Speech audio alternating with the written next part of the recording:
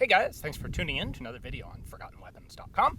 I'm Ian McCollum, and we are out at the range today with an awesome rifle that I honestly, for a long time, didn't think I would ever get a chance to have here in the United States. This is a French FR-F2. The F1 was adopted in the 1960s. It is essentially an improved, it's a rifle that is a precision rifle built on the MOS 36 platform, but it doesn't actually use MOS 36 parts. They took that basic design, improved it, built it up as a precision rifle. And the FR-F1 was a fantastic precision rifle, chambered for 7.5 French. Now in 1986, they went ahead and decided to update the guns again to do a couple of things. One of them was to rechamber them for 7.62 NATO, and the other was to replace essentially the front end with this polymer shield and a new style of bipod. And if you're interested in all the mechanical elements to this, well, check out yesterday's video where I have this on the table and I talk about its history. What we're doing today is some actual shooting with it. So, I am shooting 7.62 millimeter ball F4. This is Australian surplus that I got, I think it had to be like 10 years ago.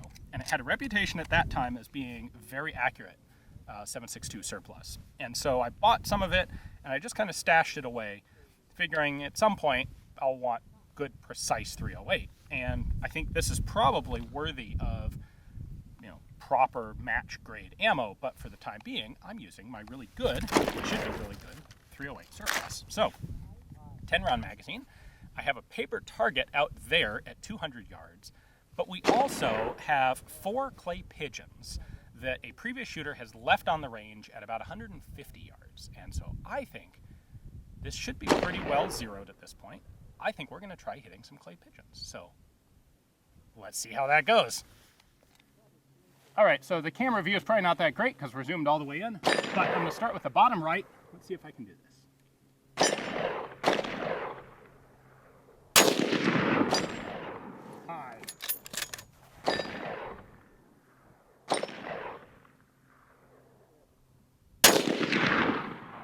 There goes that one. Let's go center bottom.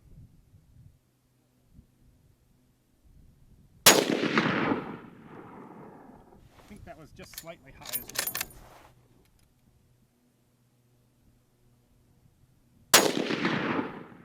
There we go. Center top. Just low.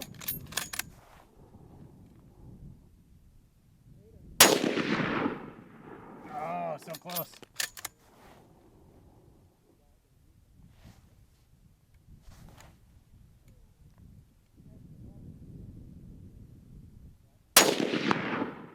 Go. And there's one more on the left.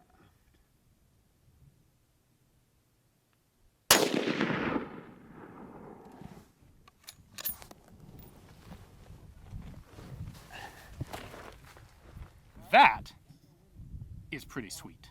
That was really cool.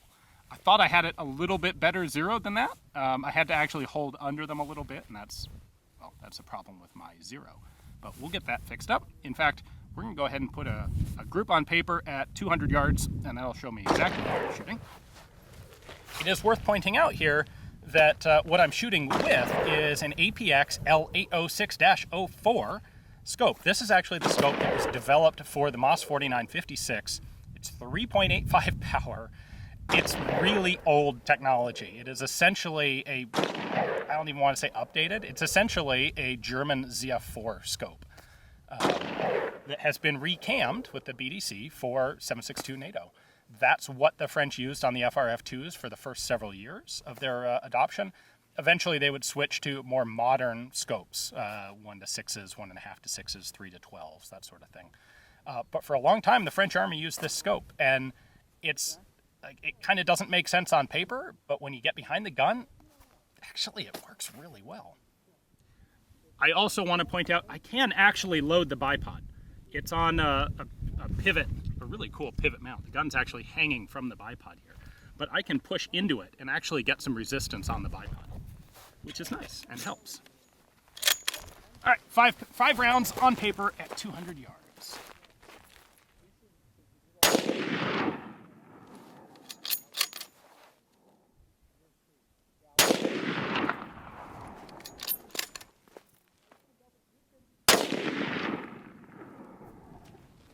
one might have been a little bit rushed. That felt better. Last one. All right. Go take a look, see how we did. It's a bit of a hike to get up here. All right. So, 1, 2, 3, 4, 5. Not my best group. This is 3 separate groups. We have one here, one up here, one more or less centered over the course of zeroing this. Yeah, it's not my best, but we're talking 4 inches there and 4 inches, 1, 2, 3, 4, 5.5. So that's still a 2 by almost 3, not quite 3 minute group using surplus ball at 200. Not too shabby. I think, however, I am going to tweak the zero down just a hair, because one of the things that this means is I set this at 200 and that calibrates my BDC, which is good out to like 800. And I know at upcoming Desert Brutality, I will be shooting this, I think, out to 6. And so while this is, like, I can work with this for 200, I want to have it dead on so that at 6, I don't have to worry about it. All right, to adjust the scope on this, which is kind of an unusual process, the way you're supposed to do it is to clamp the entire gun in a solid rest, fire a group, and then you just look through the scope and adjust the reticle until it's pointing at the center of your group. Boom, you're done.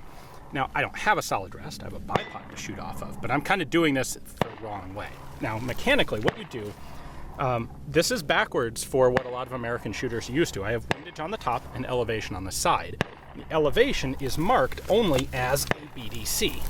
So you can see it goes from 0 out to 8. I've got it set to 2 right now because I'm at 200 meters. What I do is use this little tool. I loosen, but do not remove, these 3 screws, and then there is actually an inside ring there that this side of the tool fits in right there, and I want to bring it just slightly down like that. So I'm rotating it this way, this is down, that brings it up. Once I've adjusted it, I'm then going to go back and gently tighten these 3 screws. So again, if you're doing this the proper way with a rest, you don't have to worry, like, you don't need clicks or minutes or anything.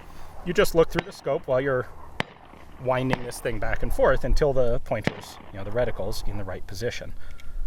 It's not intended for in the field zeroing like this. The windage, by the way, is a bit more normal, more traditional, where I've got just click adjustments there. The red is center. I have this thing I've got it 3 clicks off, and my windage has been perfect all day long, so I'm not messing with that.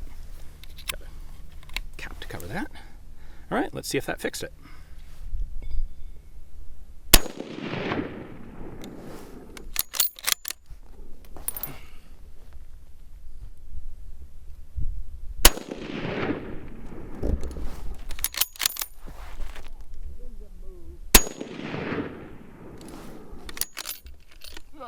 Didn't quite kick that one out.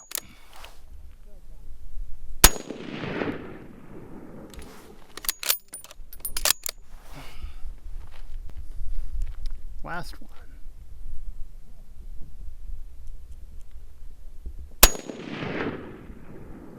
Felt good. Felt like a good group. Let's see if I was able to get it zeroed to the right spot.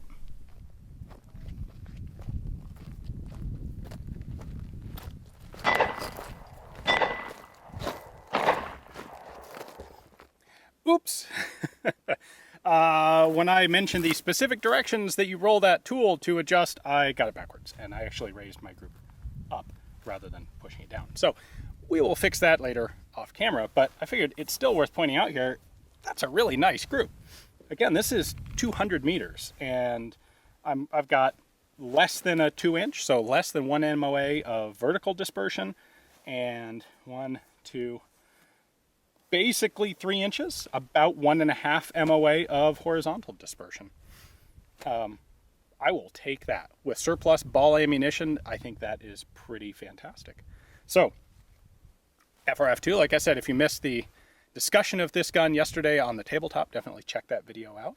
And I will be running this at Desert Brutality 2021, so wish me luck. Hopefully you guys enjoyed the video. Thanks for watching.